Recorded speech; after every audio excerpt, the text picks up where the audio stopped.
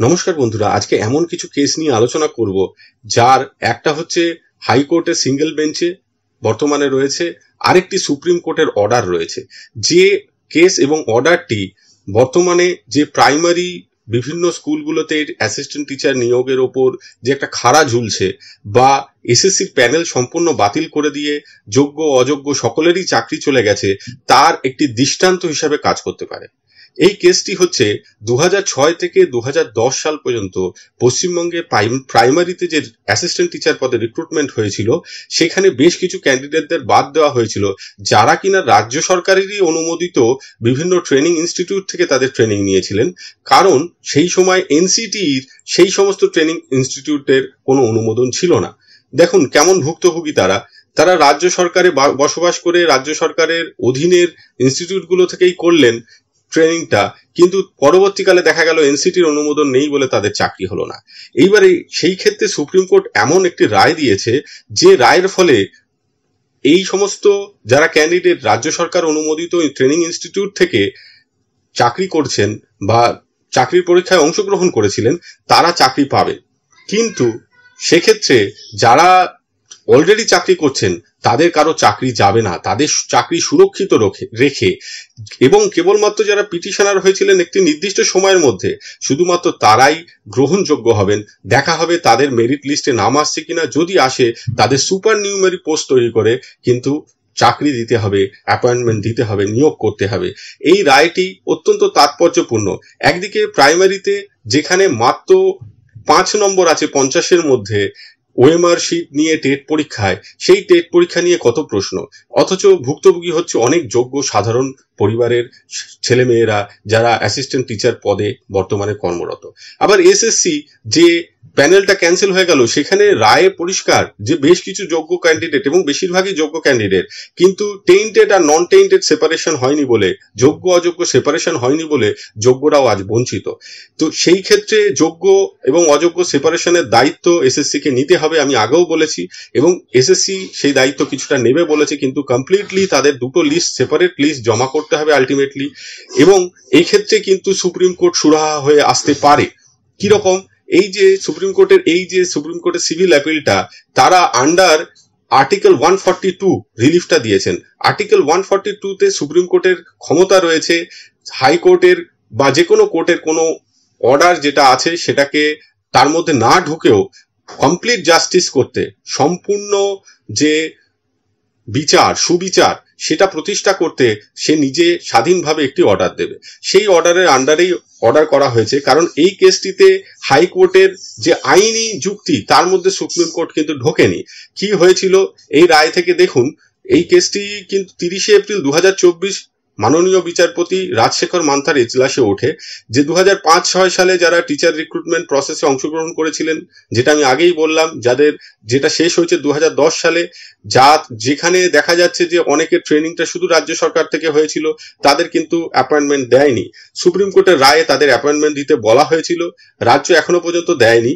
এবং যেটা দেখা যাচ্ছে এই পোস্টের সংখ্যা কিন্তু খুব কম নয়, প্রায় 1203 জন প্লাস আরো ক্যান্ডিডেট হবে, কারণ 1203 জনের পরও এই মহামান্য বিচারপতির মনে হয়েছে যে কিছু থাকতে পারে যাদের নাম, যারা পিটিশনার হিসাবে আছেন তাদের নাম ডিপিএসসি হয়তো ভুল করেছে। 18টি জেলায় 1203 জন প্লাস ক্যান্ডিডেটের চাকরি কিন্তু চলে যেতে পারতো, কিন্তু সুপ্রিম কোর্ট সে রাস্তায় যায়নি।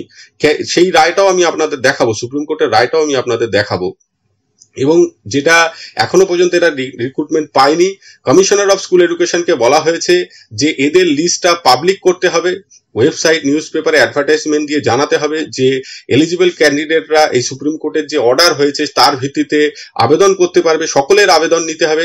কাদের আবেদন নিতে হবে? যারা 2010 সাল পর্যন্ত যারা এই কেসে পিটিশনার হয়েছিল তাদের আবেদন নিতে হবে, এবং তাদের এই 3 মে 2024-এর মধ্যে কমিশনার অফ স্কুল এডুকেশন কিন্তু একটি লিস্ট পাবলিশ করবেন, যে লিস্টে কি থাকবে, রোল নাম্বার থাকবে, তারা যে রিক্রুটমেন্ট প্রসেসে অংশগ্রহণ করেছিলেন, তারা কত রিটেন টেস্টে মার্কস পেয়েছেন, ট্রেনিং কোয়ালিফিকেশন, তাদের প্রুফ সব দিয়ে রিট পিটিশনারদের থেকে কিন্তু একটি লিস্ট তৈরি করতে হবে, যেটা রিট পিটিশনাররাও কিন্তু সাপ্লাই করবেন প্রয়োজনে কমিশনার অফ স্কুল এডুকেশনকে। এবং এদের ট্রেনিং কোয়ালিফিকেশনের জন্য যে অ্যাডিশনাল মার্কস সেটা তাদের দিতে হবে। এবং এছাড়াও যারা অলরেডি এই 1203 জনকে পাওয়া গেছে, তাছাড়াও যদি আর কোনো পিটিশনার থাকেন যাদের এই জোন অফ কনসিডারেশনে আনা যাবে, তাদেরটা দেখতে হবে। দেখার পর এই কোর্টকে কোনো জানানোর প্রয়োজন নেই, তারা স্কুল এডুকেশন ডিপার্টমেন্ট ডিপিএসসির মাধ্যমে কিন্তু সরাসরি এই অ্যাপয়েন্টমেন্টগুলো দিতে পারবে। অর্থাৎ 1203 জনের মধ্যে যারা যারা যোগ্য বিবেচিত হবেন, 1203 জন বা আরো যদি নতুন অ্যাপ্লিকেশন বাড়ে, হয়তো আমি রাউন্ড ফিগারে 1200 ধরলাম, 1200 জনকেই কিন্তু নতুন নিয়োগ দেওয়া যাবে। সেক্ষেত্রে কোনো রকম যারা চাকরি করছেন তাদের চাকরি বাতিলের প্রয়োজন নেই। এখন খুব ঠান্ডা মাথায় ভাবলে, এরা যদি প্যানেলে আসেন তাহলে নিশ্চয়ই 1200 জনের মধ্যে যদি 1000 জনও প্যানেলে আসেন, তাহলে 1000 জন তৎকালীন ভিত্তিতে মেরিটোরিয়াস হচ্ছে না, তাদের বাদ যেতে পারতো, সেইখান থেকে কিন্তু তাদের বাদ দেওয়া হচ্ছে না। এটা খুব তাৎপর্যপূর্ণ। এবং এই পুরো প্রসেসটা 20 মে 2024 মধ্যে কমিশনার অফ স্কুল এডুকেশন এবং ডিপিএসসি গুলোকে কমপ্লিট করতে বলেছেন, এবং 21 মে আবার এই কেসটি উঠবে। এবার সুপ্রিম কোর্টের যে রায়টা, সে রায়টার দিকে যায়। এই রায়টাতে পরিষ্কার বলা হয়েছে 2006 যে রিক্রুটমেন্ট প্রসেস হয়েছিল, যেটা 10 সাল পর্যন্ত চলেছিল, তাদের মধ্যে যারা এনসিটি অ্যাপ্রুভ ছিলেন না কিন্তু স্টেট অ্যাপ্রুভ ইনস্টিটিউট গুলো থেকে ট্রেনিং নিয়েছিলেন, তাদের হাইকোর্ট কিন্তু রায় দেয়নি তাদের পক্ষে। তারা সেই জাজমেন্টটা নিয়ে সুপ্রিম কোর্টে এসছেন। সুপ্রিম কোর্ট কিন্তু এই জাজমেন্টের আইনি দিকে ঢোকেনি। তারা কি করেছে যে, এবং এই যে teachers who obtain the certificates from the institute recognized by the state government are not to blame, অর্থাৎ যারা স্টেট গভর্নমেন্টের অনুমোদন নেওয়ার কথা এনসিটি থেকে, স্টেট গভর্নমেন্ট ভুল করেছে, সেই ভুলের খেসারত এই টিচারদের দেওয়া উচিত নয়।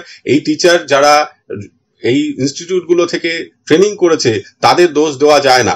অর্থাৎ রাজ্য সরকার কোনো ভুল করলে সেটা চাকরি পদপ্রার্থী হতে পারে, বা যারা চাকরি করছেন তাদের কিন্তু দোষ দেওয়া সঠিক নয়। জাজমেন্টে উঠে এসছে।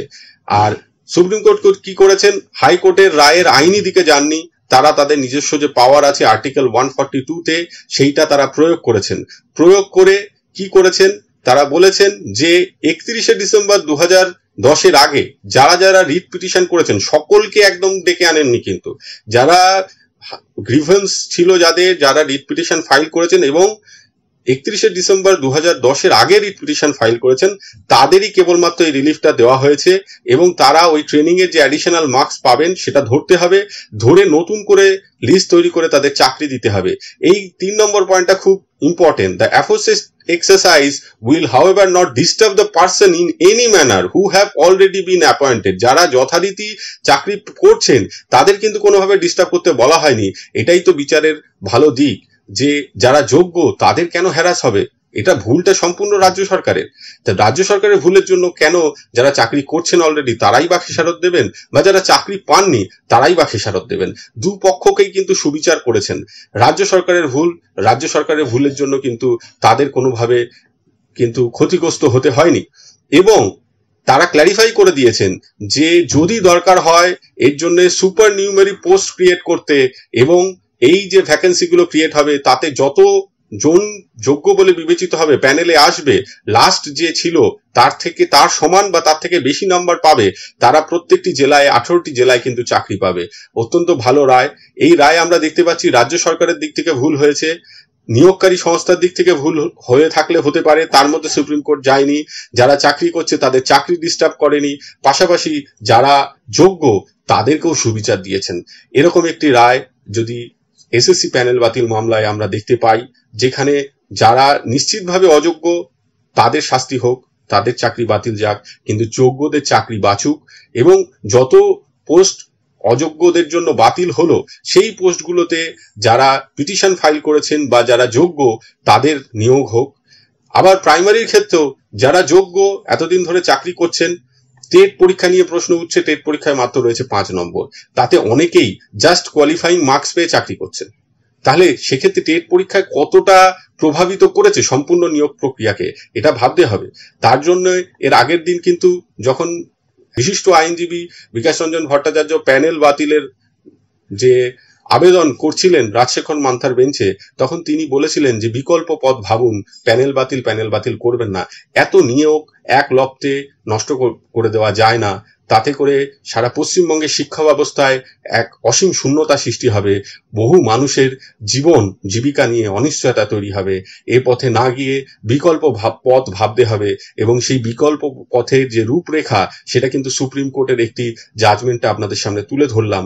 বিকল্প পথ আছে, যাদের বঞ্চনা হয়েছে তাদের বঞ্চনা দূর করাই এখন মুখ্য। আর পাশাপাশি যারা একেবারে বেআইনি অযোগ্য তাদের খুঁজে বার করতে হবে, যাদের বিরুদ্ধে নির্দিষ্ট প্রমাণ রয়েছে তাদের বাতিল করতে হবে। অযোগ্যদের নিয়োগের পক্ষে আমি একবারও বলছি না, এবং যারা যারা এই প্রসেসটাতে অনিয়ম করেছেন তাদের প্রত্যেকের শাস্তি হোক, কিন্তু যারা যোগ্য তাদের চাকরি বাঁচুক, এই আবেদন রেখেই আজকের এই ভিডিও শেষ করছি। সকলে ভালো থাকবেন, সুস্থ থাকবেন, ধন্যবাদ।